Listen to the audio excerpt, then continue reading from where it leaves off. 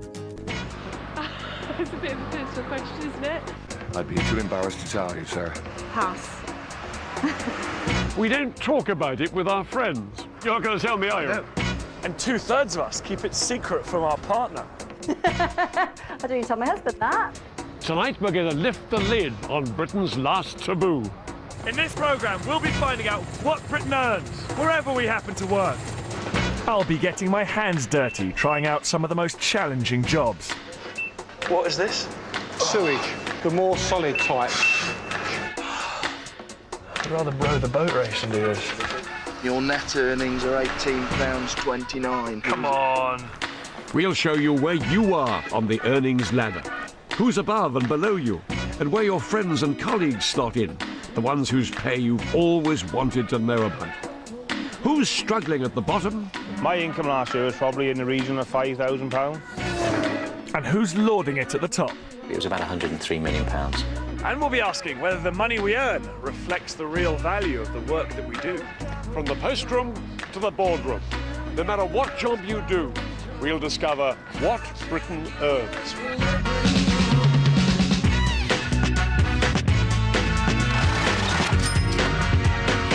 There are 60 million people in Britain altogether. Take away children and pensioners and those of us who aren't earning, and you're left with 30 million of us with a job. And if you add together what we all earned last year, it comes to £685 billion in wages and bonuses.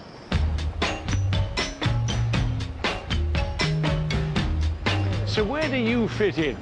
Well, to find out who gets what, we've created this column made up of 10 bands of earnings, from the very lowest paid in the land down here at the bottom to the very richest up here at the top. And what we'll do as the show goes on is tell you who's in each pay bracket, what job they do, and what money they earn.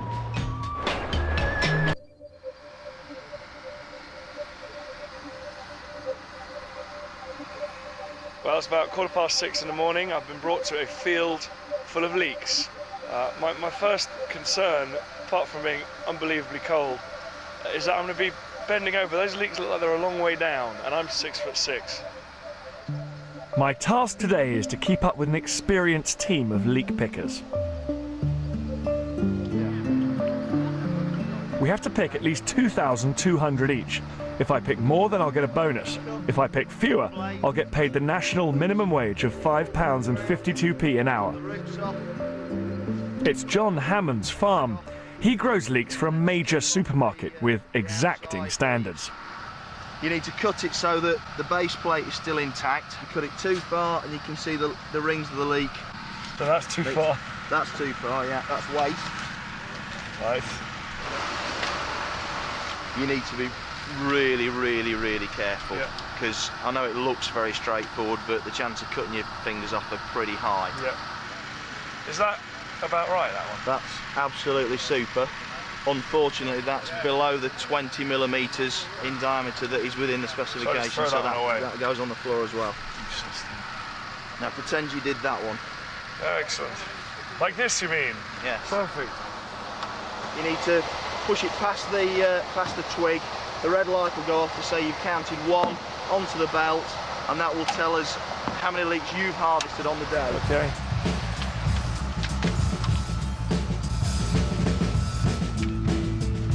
And just to rub it in, John tells me I have to pick 275 leeks an hour if I'm to reach the target.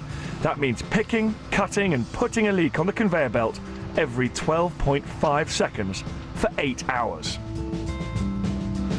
Inside the truck, another team are risking their fingers trimming the veg to perfection before it's packed ready for the supermarket. And the whole time, the rig relentlessly pushes us backwards up the field. After 90 minutes, I'm already beginning to tire. The other guys are absolutely romping away, so you are lagging a long way behind. I reckon I'm on about 300, so I'll be here till midnight. What's the worst thing about this job? Weather. Come winter, you could cry. You know, with your hands, and imagine these when they're, frozen. We've got it easy today. Oh, aye, yeah. Peter's an ex-miner, but the workforce is made up mainly of immigrants, as few Brits will take this kind of work. Some here have fled their country, but others, like Dominic, are seeking a better standard of living. You make much more money than you do in Poland. Oh, yes. Maybe it's harder, but I don't complain. You look absolutely knackered. Do I? Yeah. Back's time to let itself be known. Tops of your legs. Yeah, all that. All that. Yeah, and you've got to have a lot of patience. And physical toughness. Yeah, these guys are extremely impressive. Is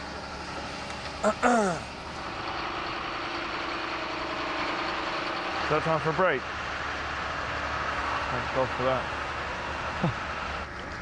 We get a 20-minute break mid-morning, 40 minutes for lunch, and another 20 in the afternoon. And I can tell you, those breaks don't come soon enough.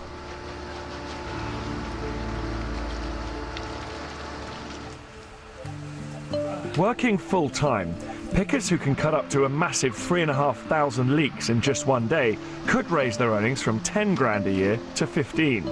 But the work is seasonal. John doesn't harvest crops throughout the whole of the year. The job is normally an 8-hour day, but demand from the supermarket is down today. And to my relief, the afternoon is cut short after 6.5 hours. It means my target is reduced to 1,500 leeks. Excellent. Thank you, people of England, for not eating so many of these damn things this week. I may be relieved it's over, but a shortened day can often mean less money. All right then, what did I do? Look down the list of how many leeks we've all cut. This is Dan here. 897. Which is about a third of Mohammed. Come on. Your net earnings are £18.29. So, today we'll be making your wages up to the national minimum wage. So you have a whole 30-something quid for your efforts on the day. I reckon I was getting quicker by the end. I'd like to see what I'd do tomorrow for a full day. Well, you can come back if you want to. That's very kind of you.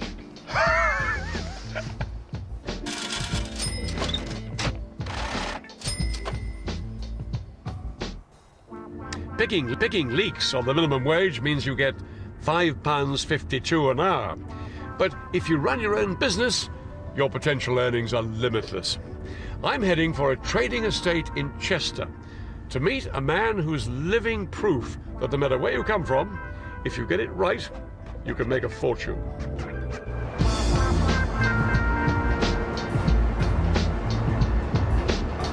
Simon Nixon is the brains behind an internet business called MoneySupermarket.com, a website that allows customers to compare financial products online. Simon's website was launched in 1999. It allows the customer to compare financial products instantly online. And the secret of its success is that it charges the product supplier every time you click through to their site, even if you don't buy. 64% for 5 years. How big is the company now? What's it worth? I don't follow the share price on a daily basis because it goes up and down, and what are we it's beyond our control. How many millions? I believe it's worth in the region of about £850 million. Yeah. 850 million? Ish, yeah. And what about the salary you pay yourself, Simon? I think my salary is something like £300,000 a year. £300,000 plus bonus and so on, yeah. And because I still own 55% of the business, I'll get a very sizable dividend. You own 55% of £850 million, which produces dividends. It's astronomical, isn't it? At the end of the day, I guess I'm a capitalist. And I think it comes down to, everybody's potentially in control of their own destiny. If you're as successful as Simon, the rewards are obvious enough.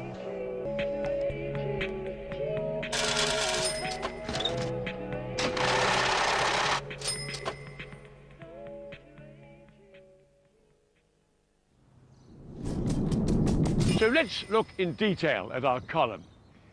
Now, obviously, Simon is way up there with the highest earners, but we're going to start at the bottom. Our lowest band of earnings is up to £10,000 a year.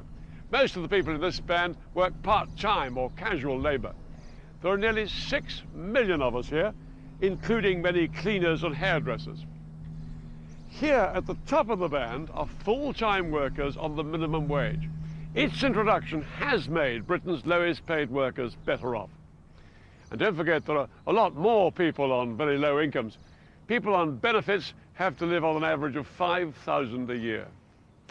So what about those on the next level, our second band up? This is where you find some of the most difficult work that many of us would rather not do.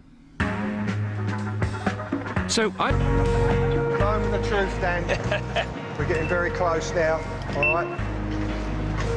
Dan has been kitted up in full safety gear. That looks pretty dark down there. He'll be spending the day deep underground, working in London's sewers with Sam Henderson, a sewer flusher. Nice and steady, Dan. That's it.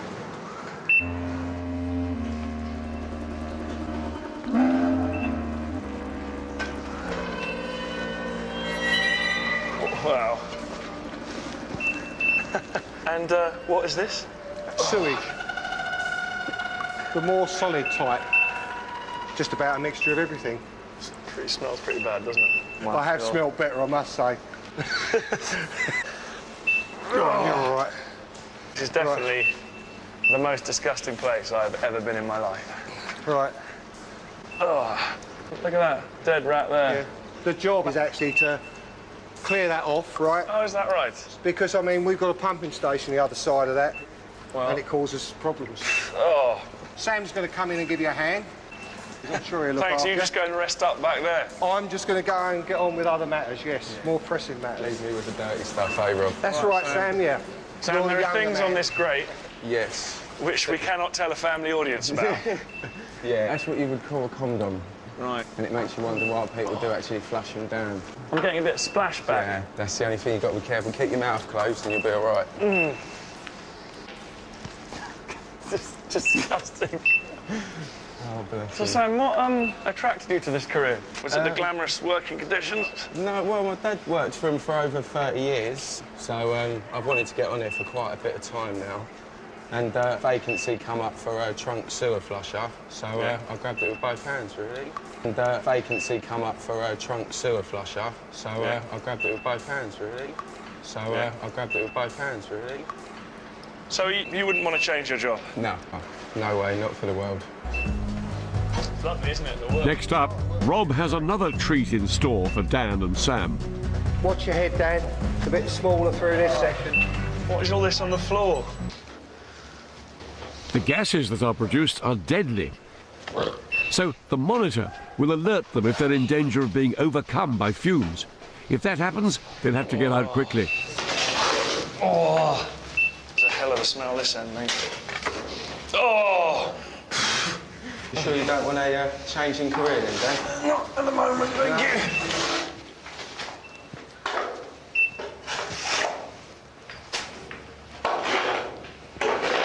Never thought anything would be worse than... Oh no, look at the rat's nest. See the way they burrow through everything. Sorry, little fella. Sam obviously loves his job. Not sure I can say the same for Dan. Is that a dead rat? After a day clearing up the stuff the rest of us flush away, what would he get for his effort? Well, Dan, hope you enjoyed the day. I won't forget it, ever. And there's a pay slip for you. So I'm going home with 60 quid today. Next up, a call centre. A challenging job in every sense. You've got the monotony of being on the phone every day, and you've got to convince people to sign up to a deal. At the AA in Cardiff, Dan will have to sell car insurance. He'll also try to convince the caller to become a member. Team leader Kerry Richards is going to hold his hand. This is by far the scariest thing that I've ever done. I'm sure you'll be fine. I have the utmost confidence in you, Dan. Yeah, those eyes do not say that. All the staff are desperate to sell policies because they get a bonus for every deal they do. But before he can start, Dan needs to record a simple greeting. Now, welcome to the AA team. My name's Dan. Can I take your name, please? My name's Dan. Welcome to the AA team. What? Don't crack Do you want to up. write it down? No, I'm okay. Okay. Well, at last, Dan's got his name right. But with only 3 hours training, will he cope when the calls start coming in? My name's Dan. Can I take your name, please? Yes, Dan. My name is Mary Sue, Marisue, all one name. Hi, Mary Sue. How can I help you today? We have just relocated to the United Kingdom from the United States. Well, welcome to the UK. I'm sure thank you're you. going to enjoy it. As soon as you can start driving around the place. Yes. And it's a right-hand drive, eh? Yes. These crazy British cars. Sorry about that. That's okay. Is it a comprehensive one you're looking for, or just third party? I'm sure the other would save us money, correct? Not necessarily, because the value of the car exceeds Not 5,000. necessarily, because the value of the car exceeds £5,000. Better off to Okay, so let's just look into the comprehensive. Okay, and I take it you're not a member of the AA yet? No, we Are you were... looking for breakdown cover? I can highly recommend it. Okay. Unfortunately, Dan's first call raises a question that he can't deal with. So he has to pass the quote to another department and lose the sale. And lose the sale. And lose the sale. I'm exhausted. Once I've gone now, it's just the adrenaline of making a sale. I can take him off. An experienced sales advisor takes an average 40 calls a day and converts nearly half of them into sales. Anything else? Well, if you could do it now, it'd be so simple.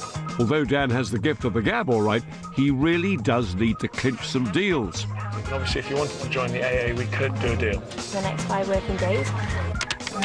How much are they quoting you, Mr. Hannah? Because we can do better, I know. Oh, I don't think you can. £276. Bear with me a second. Bear with me a second. I'm just going to see if I can get anything else off that.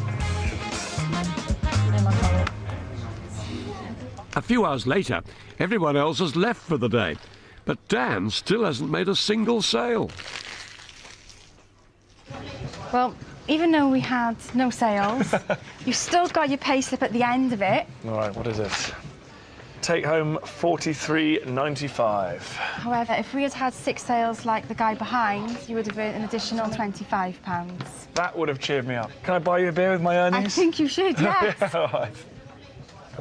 Right, now the third job I've asked Dan to do is not for the faint-hearted.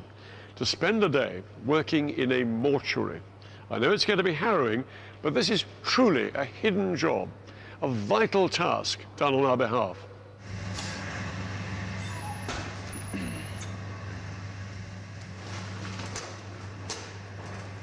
Where Dan will be assisting technician John Pitchers with a post-mortem.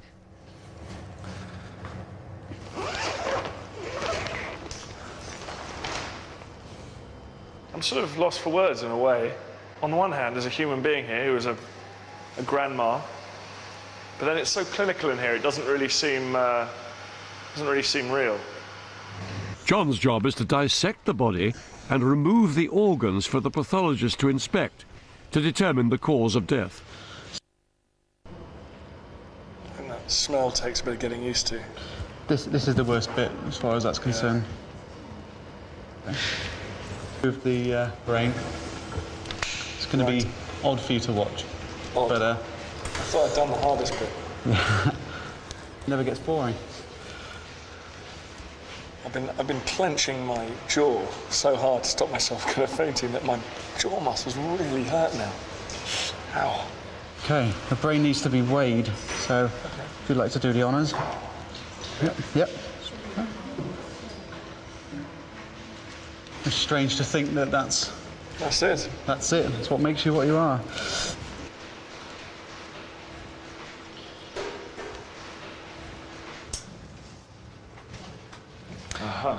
Well, here's your pay slip. The moment of truth. Yep, you've earned every penny. Yeah, but I think I'll take more away today than just money. Right, net pay £55. It's lovely, isn't it, the work? So, as Dan has discovered, sewage workers, call centre workers on the telephone, as well as our mortuary assistants, all do tough jobs, but they're not very far up the pay scale. They all sit in our next band, earning between 10 and 20,000 a year. But who else fits in here? Assembly workers in the electronics and computer industries earn about 14,000 a year, and nursery and care workers are 11,000. Now, of course, there's a strong vocational element in these caring professions. Many aren't doing it just for the money.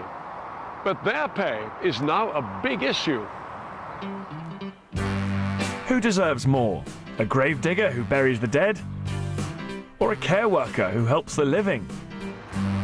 A bin man? Or a school cook? Public sector jobs are now graded so that equivalent work ought to be paid the same.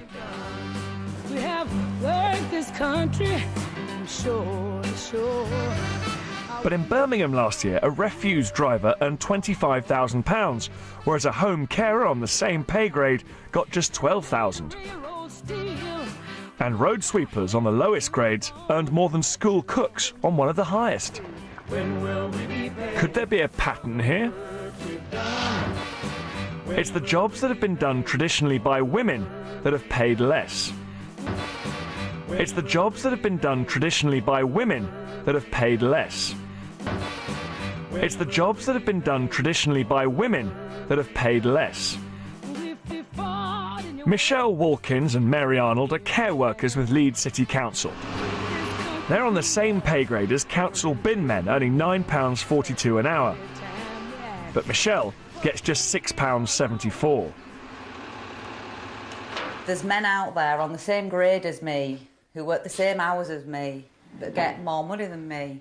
Well, how can somebody earn £6,000 more than you a year? You know, there's something not right there. It does it makes you feel really angry over it, doesn't it, you know? Hello, Mr. Mason. Hello. Hello. Their situation is all the more surprising as equal pay legislation has been enforced since 1975. Visitors this morning. 30 years on, hundreds of thousands of female workers in the NHS and local councils are still being paid less than their counterparts in traditionally male-dominated jobs.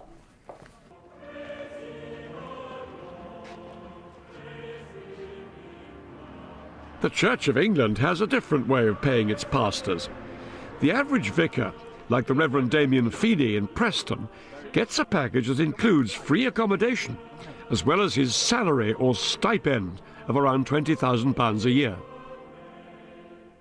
The whole concept of the stipend was to prevent us from having to earn a living elsewhere, so that we would be set free from that in order to serve. It's a little bit like being a middle-class person with a lower-class income in an upper-class house, although even that now isn't so much the case because our upper-class houses are going. A lot of the beautiful old ancient vicarages and rectories are being sold. When I retire, the house doesn't come with me. I have to make my own arrangements. We've actually bought a house in a neighbouring market town. How did you manage that? Because my wife earns quite a lot more money than I do. She's a head teacher in a primary school and earns roughly twice what I earn. You're lucky, then. I'm one of the fortunate ones. If you weren't married to a salary earner like that, I would struggle. In the church, just like everywhere else, the earthly rewards for those at the top are greater. The Archbishop of Canterbury takes home £60,000 a year, keeps an apartment in Lambeth Palace, and has use of a car and driver. Do you think it's entirely fair that some bishops, some archbishops, should get so much more money than those working at your level? I think if you ask most of the House of Bishops, they would say that they would agree with the notion that all stipends should be the same. Oh, really? The same? Yes. Everybody should get the same pay? Yes. Do you think that? Yes, I do. I can't honestly say, for example, that when the Dean of Westminster welcomes the Queen, that he's doing anything more important than I'm doing welcoming the people of this parish into this house of prayer.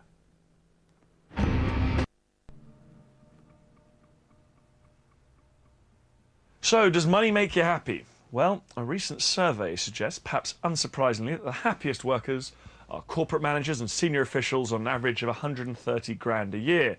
No surprises there. But the second happiest group are hairdressers, on average salary of £9,000. So go and work that one out.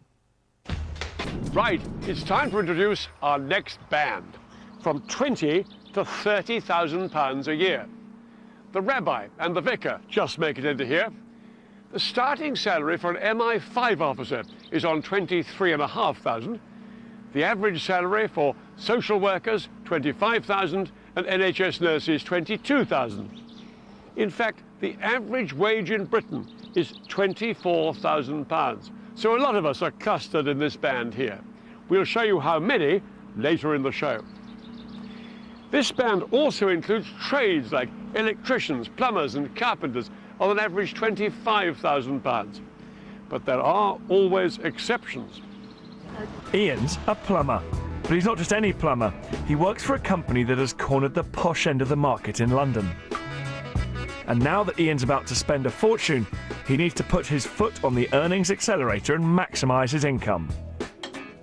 Doing 24-hour call out, and then you're getting called out at 3, 4 in the morning, or a couple of times a night. It's just really tiring. On nights, he's paid £35 an hour just to wait for the jobs to come in. Been plumbing since I was 18, but I never thought I'd be taking home the sort of money I am now. It is a good wage, a bloody good wage. His boss is a millionaire plumber. So what does Ian earn? You're probably looking about 90 to 100k, I suppose.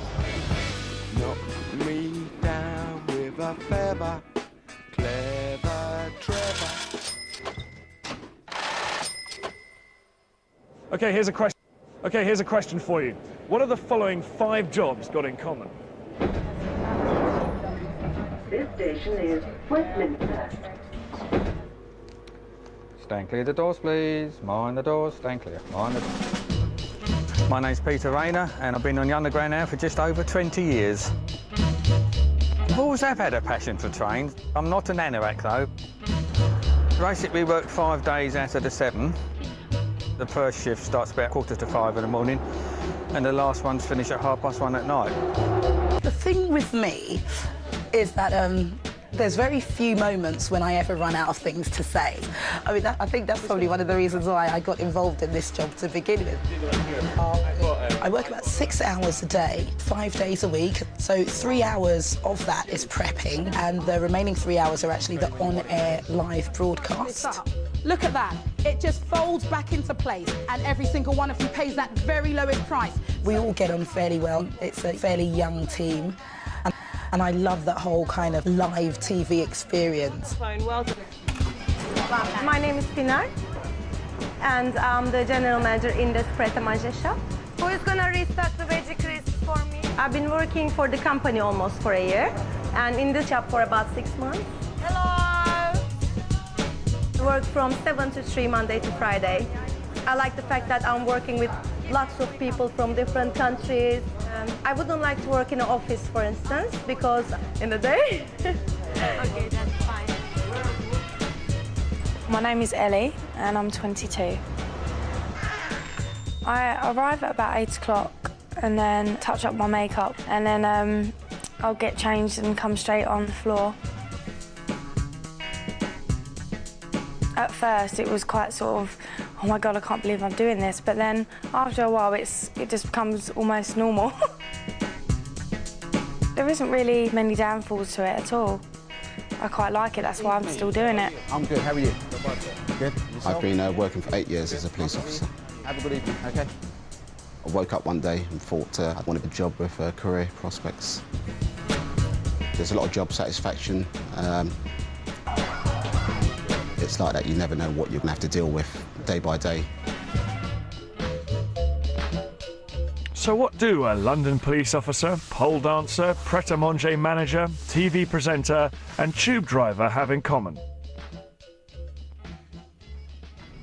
Well, they all earn £35,000 a year, smack in the middle of our next band, £30,000 to £40,000 a year, along with bishops, London cabbies, paramedics, vets, architects and newly qualified RAF pilots. Now, question, how much would you have to make to be in the top 10% of earners in this country? In the top 10% now, it would be in the millions, I would have thought. You'd have to earn about 100 plus thousand a year. In excess of £1 million a year. Millions, I suppose. 20, 30 million, don't know. No, the answer is £46,000, and that sits in the heart of our next band of 40 to 50,000 a year, where we have air traffic controllers and solicitors, for example. But look at this. Even though we're halfway up our column, if we show how many people are in each band, the column would look like this. 90% of us would be beneath this point. That's 27 million of us already, leaving just 3 million of us up here. You know, in the late 1950s, 70% of men in the lowest pay bracket would go on to escape that poverty and earn more than their mum and dad. But it's less easy now to climb up the pay scales.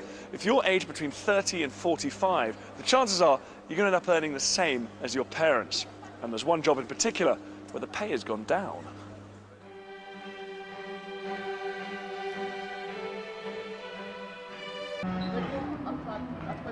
To put it bluntly, it's just wasting our time farming at the moment because there is no money in it. My profits last year, probably for a 400-acre farm, was under £5,000.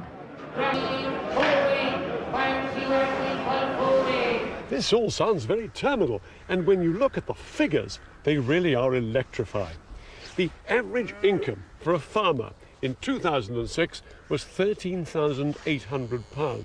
That's £10,000 lower than the national average. So into our next band, the £50,000 to £75,000 a year bracket.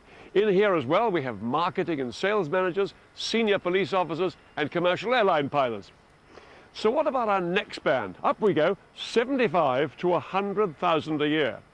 And at this band, we have senior managers, senior civil servants, also a brigadier in the armed forces fits in here at £85,000 a year. But what about the rest of the armed services? Whether in the air, on land, or at sea, the pay structure is the same right the way across all three services. It's supposed to reflect comparable jobs in Civvy Street. And in fact, the wages go up from £12,000 a year to well over £200,000 a year. The ship is it's a great job. It's very exciting. I enjoy what I do. I'm the commanding officer for the 1st Battalion of the Royal Regiment of Scotland. Routinely, I have 600 men and women under my command. The plans that I produce will either be successful and we'll survive, or maybe unsuccessful and we'll lose lives. And it's a great responsibility. I'm a co-pilot on the Hercules, the J model. The most exciting thing is going into an airbase like Basra, where you're manoeuvring to avoid any threats. Leading chef. I've been in 16 years. I've been all around the world. I'm a combat infantry. I'm the one that does all the work. I'm an engineering technician. I specialise in marine engineering. I'm a clerk. Joined just over a year ago. Good boy, Nathan, good boy. Pay for a trained private starts at £15,677 a year. A package of benefits increases the value of that pay by about 20%. Plus, there's an additional £12.75p a day when they're deployed on operations. But despite these perks, it's the long hours that really bring their earnings into perspective. I was 17-year-old. I'd been working in a sports shop for a couple of years whilst going to school, earning £3.75 an hour. And suddenly you've got this offer of £13,000 a year. I mean, it's a big jump. Per hour, it probably wasn't much different, was it? Per hour? No, it's actually less. In fact, I actually worked this out. At the moment, what we're doing here, say I work an 18-hour day, 7 days a week, which over the past 2 weeks we've been doing. That's 125 hours a week. I'm actually working out at £2.30 an hour. But it's not all about the money within me. As I say, I know it's an old cliche about Queen and country, this sort of thing, but it does give you a bit of pride knowing that you're doing a job for your country. That's 125 hours a week. I'm actually working out at £2.30 an hour. That's 125 hours a week. I'm actually working out at £2.30 an hour. It's a sobering thought that when these squaddies are out in Afghanistan and Iraq, working at least 70 hours a week, their basic pay will work out at less than the minimum wage. It was a Harrier that competed with you, so... I wonder what it was. I asked Sir Jock what he thought of the long hours we're asking our troops to serve. We do not have a working week for our people in the armed forces. I mean, they work whenever they are required to work to deliver what's required of them. And particularly in operational theatres, I mean, that can mean very long hours indeed under gruelling circumstances. But Jock, may I ask a straight, blunt question? What do you earn yourself? Well, my salary, just like everybody else's in the military, is decided in terms of comparability. In my case, the comparability is with the Cabinet Secretary and the Lord Chief Justice. And at the moment, that range goes from 218,000 to 235,000 a year. We're now approaching the earnings elite. In Band 8, 100 to 500,000 a year. We start with GPs on just over £100,000. High Court judges on 166, the Prime Minister on 188, and above him, the top of the top military brass, Sir Jock Stirrup. And also in this band, the whiz kids in business and finance. And this is where we enter new territory, where you can earn a bonus worth many times your salary. What kind of job offers someone my age a guaranteed basic salary of around £100,000 a year? And the chance to turn that into millions depending on performance. It's a job that traditionally recruits from the very best universities. It rewards the bright and the brash, the mathematical geniuses, and the people who like taking risks. Welcome to the trading floor. Now, Kim, we're on the option. Before we do wrap it up, on the option. Before we do wrap it up, yeah, I'm still going to buy them. We pay these levels. Oh, you're done in Hudson, sorry, there you go. They really do work and live for the bonuses. From, you know, a bonus of, say, 50k to somebody who's taking home 5 or 6 million. But why are they paid such an astronomical amount of money? It's like any occupation. The people who are best at it earn lots of money. The best footballers, the best tennis players, the best accountants, the best lawyers. The thing about investment banking is there are thousands of them earning huge amounts of money.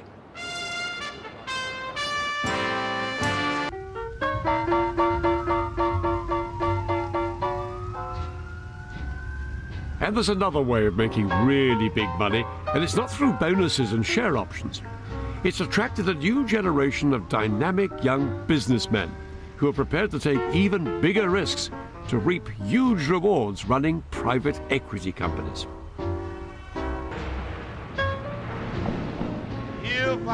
These private equity entrepreneurs believe the big money comes not from being paid by companies, but by buying them.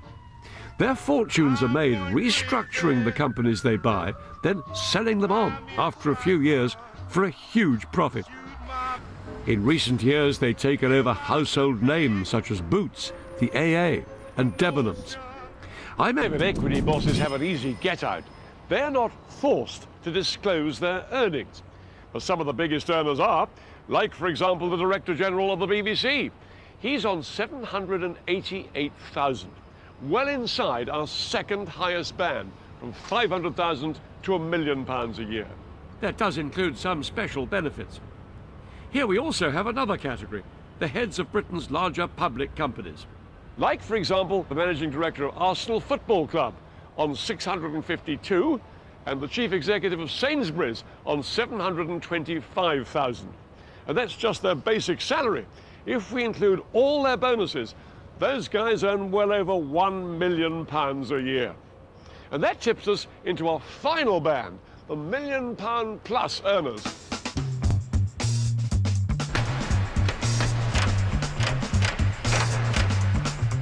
Who are these people? The band includes our highest earning celebrities, but it's the chief executives in Britain's biggest public companies who make up the largest group in our £1 million plus a year club. So, Peter, take us through the top three. Who's in third place? Who's the third highest paid boss in the country? Well, Peter, here we've got Giles Thorley, Chief Executive of Punch Taverns. They own over 9,000 pubs in the UK. He earned last year a total of £11 million. Right, number two spot, the runner-up. Well, runner-up position, we've got Bart Becht. He's the chief executive of Reckitt Benckiser. This is the company that brings you Nurofen and Harpic, and his total package was about £22 million, mostly comprising long-term incentive plan gains and share option gains. Now, OK, what about the winner? Who is the person who takes the jackpot? Top spot goes to Bob Diamond. He's the president of Barclays. He runs their investment banking business.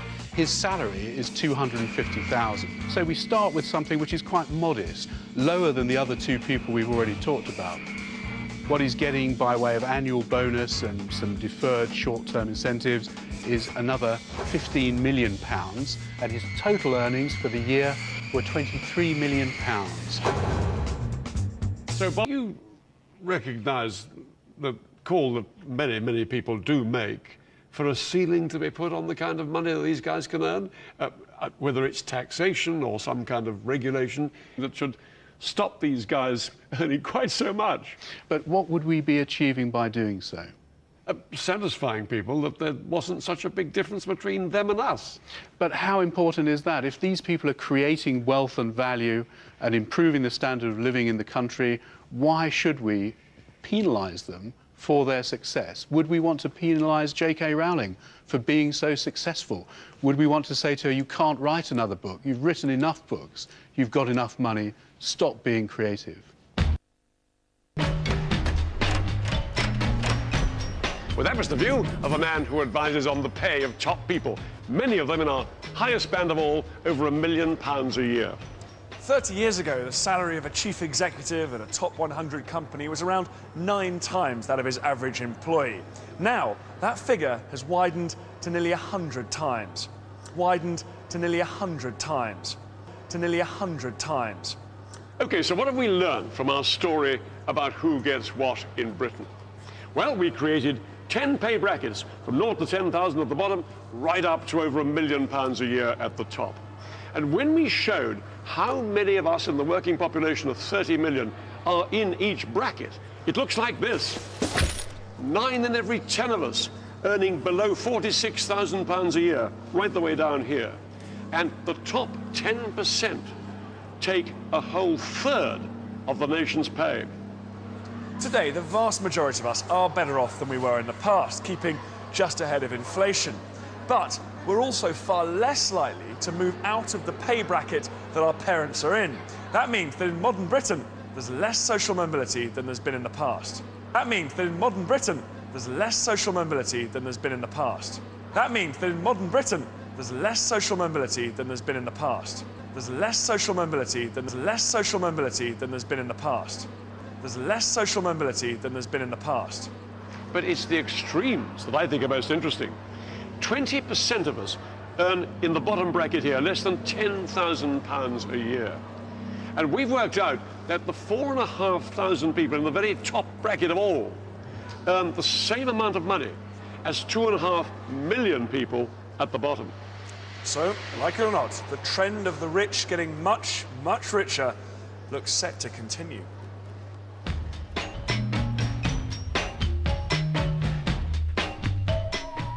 Is the high street boom over, and will there be a cut in interest rates tomorrow? Newsnight hears from its very own Monetary Policy Committee next on BBC Two.